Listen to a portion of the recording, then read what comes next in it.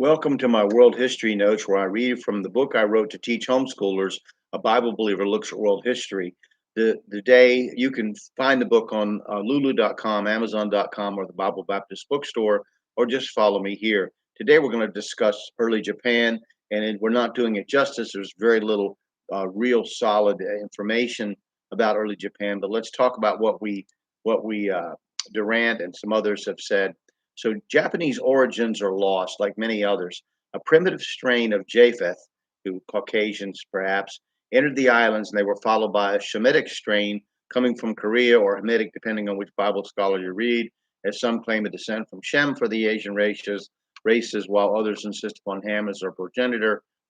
My point is that Shem, Ham, and Japheth, that's something we can argue about. But the Mongol strain coming in from the north was added to a darker Malay and Indonesian group from the south. This unique mixture resulted in a unique culture, language, and appearance. The Chinese dismissed the Japanese as, quote, dwarf people in the 4th century and had little respect for the early culture. Contrast this Chinese report with the urbane, sophisticated Japanese corporate culture we know today. Quote, they have neither oxen nor wild beasts. They tattoo their faces in pattern varying with their rank. They wear garments woven in one piece. They have spears, bows, and arrows tipped with stone or iron.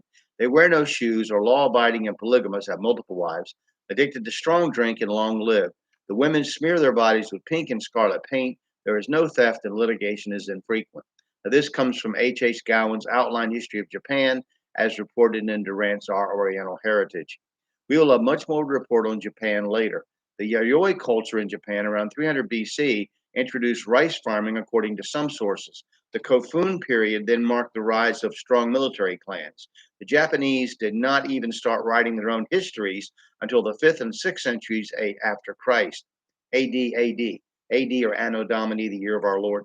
According to Japanese mythology, the 3,000 island culture was founded by the Emperor Jimmu in the 7th century BC, a descendant of the god Amaterasu, daughter of Izanagi. She became the ruler of the high celestial plane called Takamagahara. While commonly thought of as a female, other Japanese works such as the Hatsuma Sute regard her as a he. I refer you to the ancient Near Eastern concept of a he, she, god, goddess who is, as Madame Blavatsky would have put it, the same god, Lucifer, the celestial virgin, at once god and goddess, Satan and Ishtar, so predominant in so many forms throughout human history. To quote one pagan website from the 21st century, this understanding of the identity of female deities from other cultures with the Babylonian Ishtar is well known. I'm quoting a website called The Divine Feminine.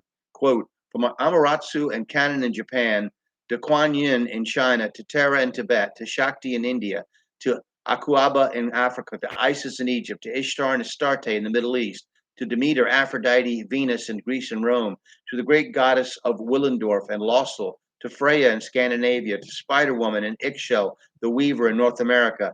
The Divine Mother has a long tradition in the history of the planet's consciousness, unquote. And speaking of Americas, we're going to go to the Americas, BC, next. So thank you for listening, and I hope this spurs you to do some studying. Take care.